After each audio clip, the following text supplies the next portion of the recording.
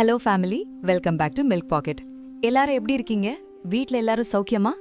இன்னைக்கு நாம பேச போற விஷயம் நம்மள நிறைய பேருக்கு ஒரு பெரிய தலைவலியா, மன உளைச்சலா இருக்கிற ஒரு மிக முக்கியமான பிரச்சனை. அதுதான் இந்த பிம்பிள்ஸ், அக்னி, அப்புறம் விடவே மாட்டேங்கிற தோல் பிரச்சனைகள். நம்மள சில பேர் கண்ணாடி முன்னாடி நிக்கும்போது என்ன சொல்லுவோம்? என்னதான் பண்ணினாலும் முகம் சுத்தமாவே ஆக மாட்டேங்குது ஃபேமிலி. எத்தனை கிரீம் தடவினாலும், எத்தனை ஃபேஸ் வாஷ் மாத்தினாலும் ஒரு பலனும் இல்லைன்னு கவலைப்படுவோம் இல்லையா? அப்படின்னா இந்த வீடியோவை நீங்க கண்டிப்பா கடைசி வரைக்கும் பார்க்கணும். ஏன்னா நாம இன்னைக்கு ஏதோ தற்காலிக தீர்வை சொல்ல போறதில்ல. உங்க தோலை, உங்க ஸ்கின்னை பெர்மனண்டா எப்படி கிளியர் பண்றதுங்கிற அந்த ரகசியத்தை தான் அக்குவேர் ஆணிவேரா பார்க்க போறோம். ஃபேமிலி, முதல்ல நாம ஒன்னு புரிஞ்சுக்கணும். பிம்பிள்ஸ் வர்றதுக்கு காரணம் உங்க முகத்துல இல்ல, அது உங்க உடம்புக்குள்ள இருக்கிற பிரச்சனை. நாம சாப்பிடுற இந்த ப்ராசஸ்ட் ஃபுட், எண்ணெயில பொரிச்ச உணவுகள், பேக்கரி ஐட்டம்ஸ், அப்புறம் நாம விடாம குடிக்கிற டீ, காஃபி, பேக்கெட் ஸ்நாக்ஸ், இதெல்லாம் நம்ம உடம்பால சரியா செரிக்க முடியறதில்ல. இதெல்லாம் நம்ம குடல்ல போய் அப்படியே ஒட்டிக்கிட்டு அங்கேயே தேங்கி ரத்தத்துல கலந்து கடைசியில தோலுக்கு வந்து பிம்பிள்ஸா வெளியே வருது. சோ மேல கிரீம் பூசுறது மட்டும் போதாது ஃபேமிலி, உள்ளுக்குள்ள இருக்கிற அந்த மூல காரணத்தை நாம சரி பண்ணணும். அதுக்காக நாம பின்பற்ற வேண்டிய சில எளிய வழிமுறைகள் இருக்கு. முதல்ல நாம பார்க்க போறது வாத உடல். இதை காற்றோட தன்மைன்னு சொல்லலாம். இவங்க உடல்வாகு இயற்கையாவே ரொம்ப மெலிஞ்சிருக்கும். எவ்வளவு சாப்பிட்டாலும் சதை போடாது. இவங்க ஸ்கின் எப்பவும் ரொம்ப வறட்சியாவே இருக்கும். குறிப்பா குளிர்காலத்துல உதடு வெடிக்கிறது, தோல் உரியறதுன்னு இவங்களுக்கு அதிகமா நடக்கும். செரிமானத்தை பொறுத்த வரைக்கும் இவங்களுக்கு ஒரு நிலையான பசி இருக்காது. இதனால மலச்சிக்கல் மற்றும் வயிறு உபசம் அடிக்கடி வரும். இவங்க மனசு காற்று போலவே எப்பவும் அலைபாஞ்சுக்கிட்டே இருக்கும். அதனால சரியா தூக்கம் வராது. சின்ன விஷயத்துக்கு டக்குன்னு பதட்டம் வந்துடும். முக்கியமா இவங்களுக்கு குளிர்ச்சி ஆகாது. சீக்கிரமே மூட்டு வலி, முதுகு வலி வர வாய்ப்பிருக்கு. இவங்க எப்பவும் சூடான உணவுகளையும் மன நிம்மதியையும் தேடிக்கிறது ரொம்ப நல்லது. அடுத்ததா நாம பார்க்க போறது பித்த உடல். இவங்க நெருப்போட அம்சம் கொண்டவங்க ஃபேமிலி. இவங்க உடல்வாக நடுத்தரமா இருக்கும். இவங்க ஸ்கின் கொஞ்சம் சிவந்த நிறத்துல இருக்கும். முகத்துல நிறைய மச்சங்கள் இல்லனா பருக்கள் வர வாய்ப்பு அதிகம். இவங்களுக்கு மத்தவங்களை விட உடம்புல சூடு அதிகமா இருக்கும். அதனால வேர்வை அதிகமா வரும். மனசுன்னு வந்துட்டா இவங்க ரொம்ப ஷார்ப் ஃபேமிலி. ரொம்ப புத்திசாலியாவும் எதையும் டக்குன்னு யோசிச்சு முடிவெடுக்கிறவங்களாவும் இருப்பாங்க. ஆனா அதே அளவுக்கு இவங்க ரொம்ப இமோஷனல். சின்ன விஷயத்துக்கு டக்குன்னு கோவப்படுவாங்க இல்லனா ரியாக்ட் பண்ணுவாங்க. செரிமானத்தை பொறுத்த வரைக்கும் இவங்களுக்கு பசி பயங்கரமா எடுக்கும். ஆனா அதே சமயம் ஆசிடிட்டி, நெஞ்செரிச்சல், அப்புறம் அல்சர் போன்ற பிரச்சனைகள் இவங்களுக்கு ஈஸியா வரும். இவங்க காரமான உணவுகளை சாப்பிட்டா உடனே வயிறு எரிய ஆரம்பிச்சிடும். இவங்க எப்பவும் உடம்ப குளிர்ச்சியா வச்சுக்கிற இளநீர், பழங்கள் போன்ற உணவுகளை எடுத்துக்கிறது ரொம்ப நல்லது. அப்பதான் இவங்க கோபமும் குறையும், ஆரோக்கியமும் கூடும். மூணாவதா நாம பார்க்க போறது கப உடல். இவங்க நீரோட அம்சம் கொண்டவங்க ஃபேமிலி. இவங்க உடல்வாகு இயற்கையாவே கொஞ்சம் பூசின மாதிரி நல்ல பப்ளியா இருப்பாங்க. இவங்க மூவ்மெண்ட் எல்லாமே கொஞ்சம் நிதானமா, ஸ்லோவா தான் இருக்கும். மனசுன்னு வந்துட்டா இவங்க ரொம்ப அமைதியானவங்க. ஆனா அதே சமயம் எப்பவும் ஒரு வித மந்த தன்மையோட தூக்கம் வர்ற மாதிரியே இருப்பாங்க. இவங்க ஸ்கின்னை கவனிச்சிங்கன்னா மத்தவங்களை விட கொஞ்சம் எண்ணெய் பசையோட ஆயிலி ஸ்கின்னா இருக்கும். இவங்களுக்கு மெட்டபாலிசம் ரொம்பவே ஸ்லோவா இருக்கிறதுனால ஒரு இட்லி சாப்பிட்டா கூட அது உடம்புல அப்படியே ஒட்டிக்கும். அதனாலதான் இவங்களுக்கு வெயிட் குறைக்கிறது ஒரு பெரிய சவாலாவே இருக்கு.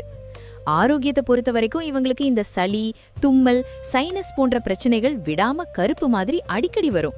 குளிர்ச்சியான உணவுகளை சாப்பிட்டா இவங்களுக்கு டக்குன்னு உடம்பு ஒத்துக்காது. இவங்க எப்பவும் சுறுசுறுப்பா இருக்கிற மாதிரியான பயிற்சிகளையும் சூடான பானங்களையும் எடுத்துக்கிறது ரொம்பவே அவசியம். வெயிட் அதிகரிப்புக்கும் இந்த பிம்பிள்ஸுக்கும் நெருங்கிய தொடர்பு இருக்கு ஃபேமிலி. அதுல 4 முக்கியமான காரணங்கள் இருக்கு. முதல்ல நாம பார்க்க போறது ஸ்ட்ரெஸ் வெயிட். நம்மள சில பேரை கவனிச்சிருக்கீங்களா ஃபேமிலி? அவங்களுக்கு கை காலெல்லாம் பார்த்தா ரொம்ப ஒல்லியா இருக்கும். ஆனா வயிறு மட்டும் ஒரு பானையை ஒட்டி வச்சா மாதிரி பெருசா இருக்கும். இதுக்கு முக்கிய காரணம் நம்ம உடம்புல சுரக்கிற கார்டிசால் அப்படிங்கிற ஹார்மோன் தான். நாம அளவுக்கு அதிகமா மன அழுத்தத்துக்கோ இந்த கவலைக்கோ உள்ளாகும் போது நம்ம உடம்பு பாதுகாப்புக்காக வயிற்று பகுதியில மட்டும் கொழுப்பை சேர்த்து வைக்கும். இப்படிப்பட்டவங்க எவ்வளவுதான் பட்னியா டயட் இருந்தாலும் அந்த தொப்பை குறையவே குறையாது. ஏன்னா இவங்களுக்கு தேவை சாப்பாட்டு கட்டுப்பாடு இல்ல, மன நிம்மதி. இவங்க தியானம் பண்றது, இயற்கை சூழல்ல நடக்கிறதுன்னு மனச அமைதியா வச்சுக்கிட்டாதான் அந்த ஹார்மோன் பேலன்ஸ் ஆகி அந்த தொப்பை தானா குறைய ஆரம்பிக்கும். அடுத்து நாம பார்க்க போறது தைராய்டு வெயிட். இவங்களுக்கு உடல்வாகு எப்படி இருக்கும்னா ஏதோ உடம்பு ஃபுல்லா தண்ணி கோத்துக்கிட்டா மாதிரி ஒரு வீக்கத்தோட இருப்பாங்க. தைராய்டு பிரச்சனை இருக்கிறவங்க எப்பவும் ஒரு வித சோர்வோடவே இருப்பாங்க. எப்பவும் டயர்டா இருக்கு ஃபேமிலி, வேலையே ஓடலன்னு சொல்லுவாங்க. ஏன்னா இவங்க உடம்புல மெட்டபாலிசம் ரொம்ப ஸ்லோவா இருக்கும். இவங்க என்னதான் மாத்திரை சாப்பிட்டாலும் டயட் இருந்தாலும் வெயிட் குறையவே மாட்டேங்குதுன்னு கவலைப்படுவாங்க. இவங்களுக்கு டயட்டை விட ரொம்ப முக்கியமானது உடலை சுத்தம் பண்ற டீடாக்ஸ் முறைதான்.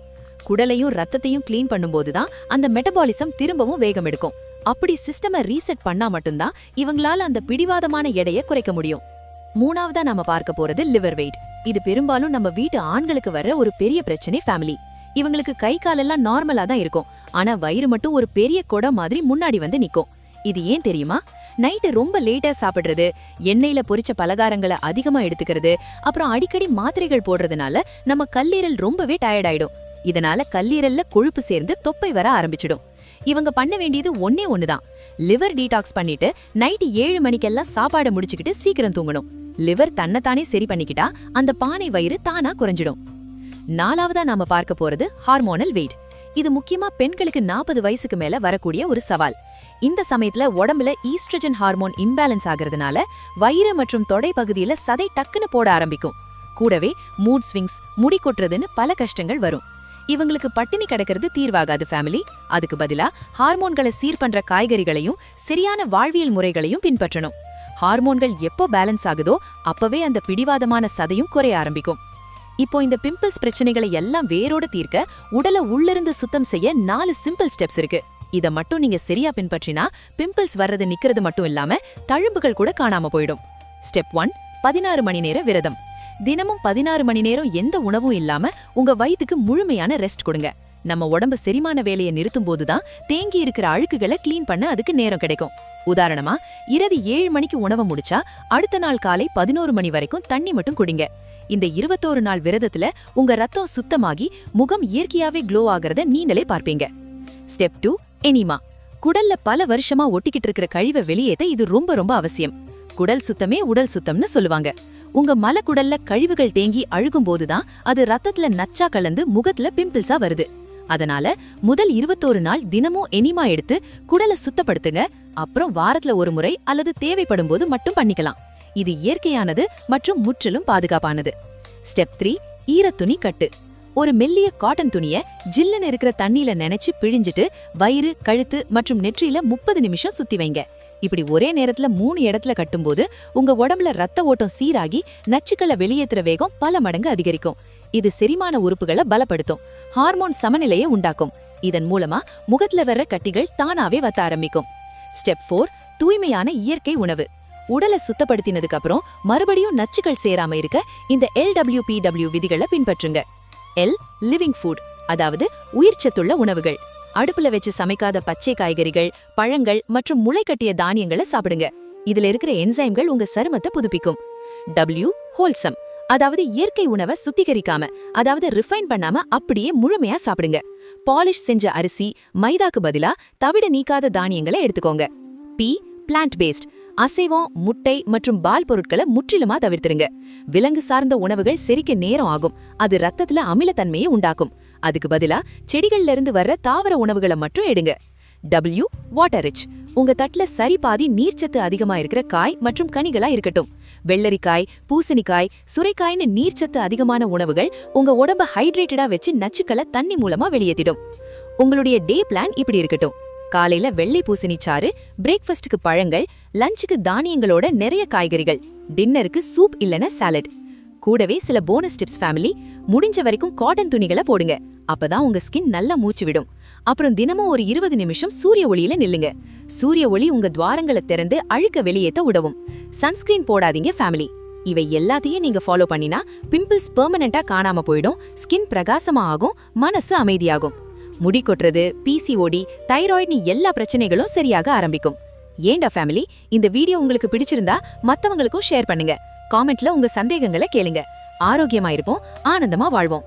அடுத்த வீடியோல உங்களை சந்திக்கிறேன். அதுவரை உங்களிடமிருந்து விடைபெறுவது உங்கள் மில்க் பாக்கெட். நன்றி, வணக்கம்.